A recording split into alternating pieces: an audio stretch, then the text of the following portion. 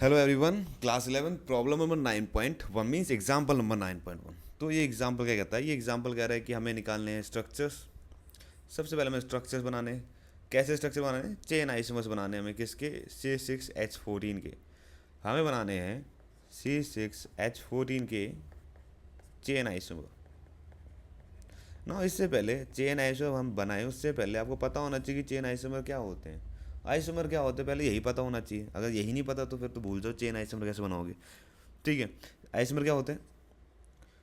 Same chemical formula, different structure. Okay, structure कह लो या stereo. हमारे दो टाइप के आइसोमर्स होते हैं, स्ट्रक्चर और स्टीरियो। तो ये हमारा जो चेन आइसोमर होता है वो हमारे स्ट्रक्चर वाले पार्ट में आता है। मीन्स चेन आइसोमर को हम कहते हैं सेम केमिकल फॉर्मूला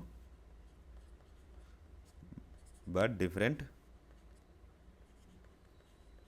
स्ट्रक्चर। और जो चेन आइसोमर है वो स्पेसिफिकली, जो स्ट्रक्चर के मामले में स्पेसिफिकली हम कहते हैं कि इसके अंदर डिफरेंट नंबर ऑफ कार्बन्स होते हैं।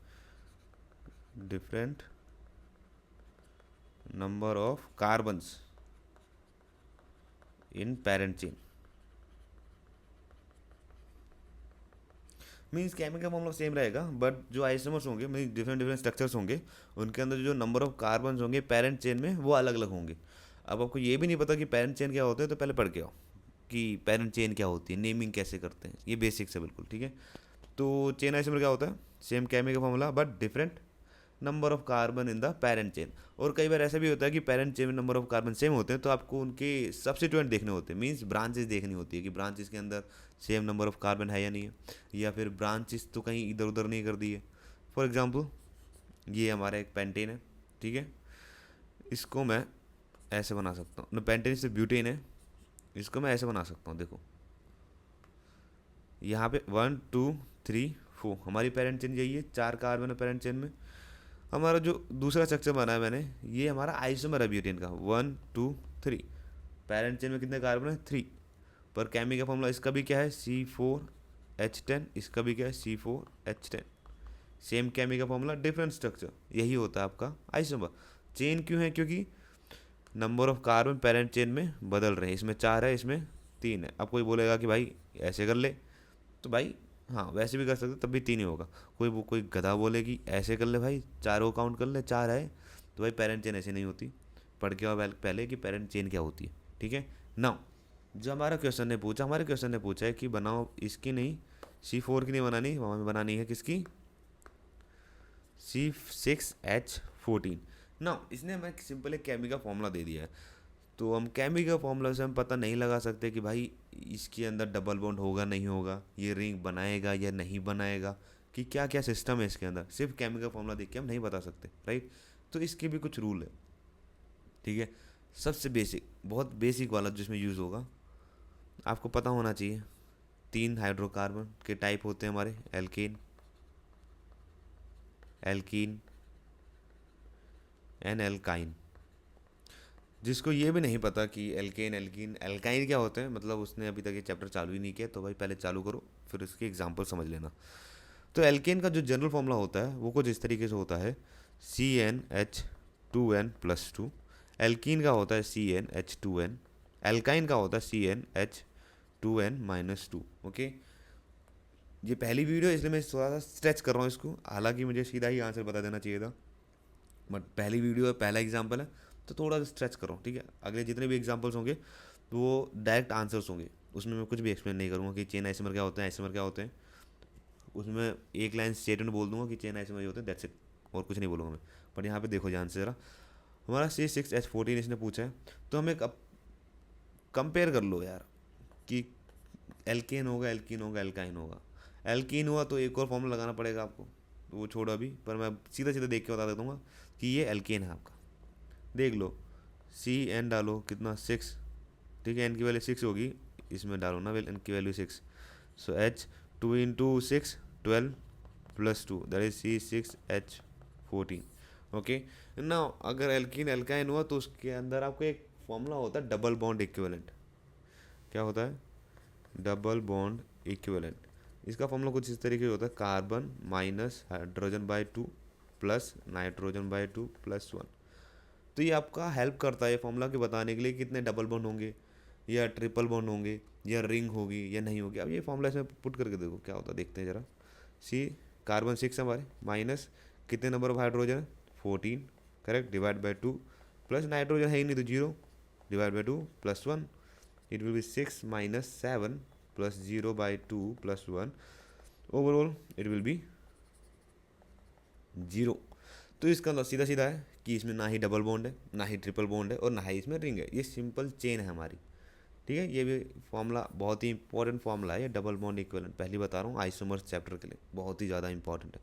जिसको ये नहीं पता वो भूल जाओ कि तुम आइसोमर निकाल पाओगे, भूल जाओ कि तुम कभी आइसोमर भी निकाल पाओगे किसी भी कंपाउंड के अगर उसका केमिकल फॉर्मूला गिवन है। ठीक है ना, हमें जो केमिकल फॉर्मूला गिवन है उसके मैं आइसोमर निकाल देता हूँ आपको, देख लो जरा कैसे होंगे। ठीक है, C6H14 मैंने बता दिया कि एल्केन है।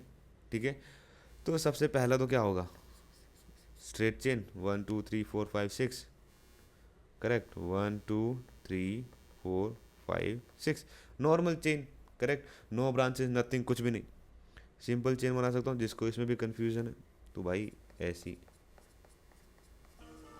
ठीक है, इस तरीके से बन जाएगा।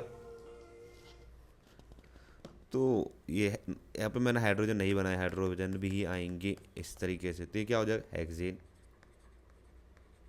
ओके ना, इसी तरीके से इसमें और ही बना सकते हो। अब देखो मैं इसमें भी हमारी पेरेंट चेन सेम है राइट, अब मैं पेरेंट चेन के नंबर ऑफ कार्बन चेंज करूँगा, देखते जाओ। ठीक है, मैं बॉन्ड लाइन स्ट्रक्चर ही बना रहा हूँ, देखते जाओ। मैंने अब क्या 5 कार्बन की चेन बनाई है, देखो काउंट करवा देता हूँ 1 2 3 4 5। जिसको नहीं पता बॉन्ड लाइन स्ट्रक्चर, भाई बॉन्ड लाइन के जो एजेस होते हैं, ये एजेस होते हैं, ये रिप्रेजेंट करते हैं हमारे क्या कार्बन्स। ठीक है, तो 5 कार्बन है। अब जो छठा कार्बन है उसको मैं कहीं भी ऐसे ब्रांच यूज़ कर सकता हूँ। फॉर एग्जांपल मैंने इधर कर दिया राइट, यहाँ ब्रांच आ गई। अब पेरेंट चेन मैंने नंबरिंग पहले ही कर रखी, मैंने कहा क्या था, मैंने 5 नंबर की पेरेंट चेन बनाई थी अब की बार। इसका नाम 2 मिथाइल पेंटेन। ठीक है, अब मैंने एक बार तो जैसे मैंने क्या कहा था, अगर पेरेंट चेन सेम है तो भाई देखो कि सब्स्टिट्यूट कहाँ पे उसका, करेक्ट। अब देखो कि इसका सब्स्टिट्यूट पहले सेकंड कार्बन पे था राइट, 1 2 3 4 5। एक और बताओ सब्स्टिट्यूट मतलब मीन्स मैं ब्रांच की बात कर रहा हूँ। ठीक है, दूसरी बार मैं यहाँ पे डाल दूंगा मिड में, पहले मैंने सेकंड कार्बन पे लगाया था, मैंने थर्ड कार्बन पे लगा दिया, तो अब क्या नाम हो जाएगा, अब का नाम हो जाएगा 3 methyl pentane.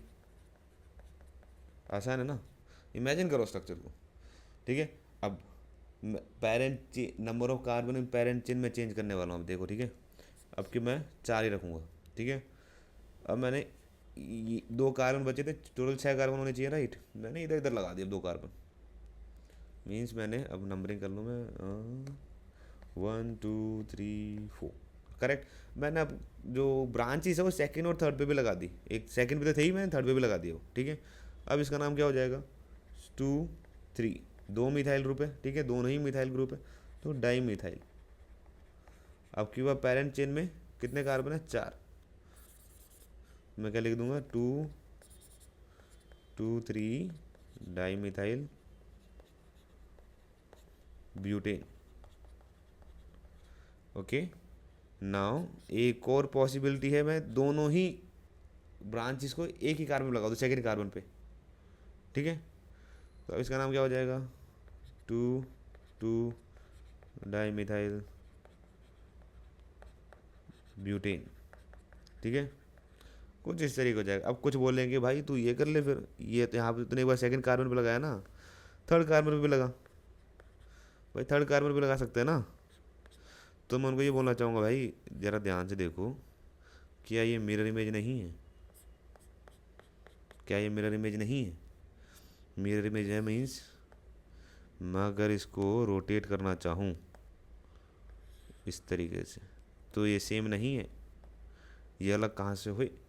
Isomer means different structures, देख लो सेम स्ट्रक्चर है, तो ये कहाँ से हो गया आइसोमर। तो भाई ध्यान से, आइसोमर चीज़ बहुत कंफ्यूजिंग है, अगर आप ढंग से नहीं करो तो आपको इमेजिन करना आना चाहिए। कोई भी स्ट्रक्चर को रोटेट करने पे वो सुपर इम्पोसिबल नहीं होने चाहिए। सुपर इम्पोसिबल मीन्स कि एक दूसरे के ऊपर एक नहीं आने चाहिए। जैसे मैंने अभी दिखाया आपको, ये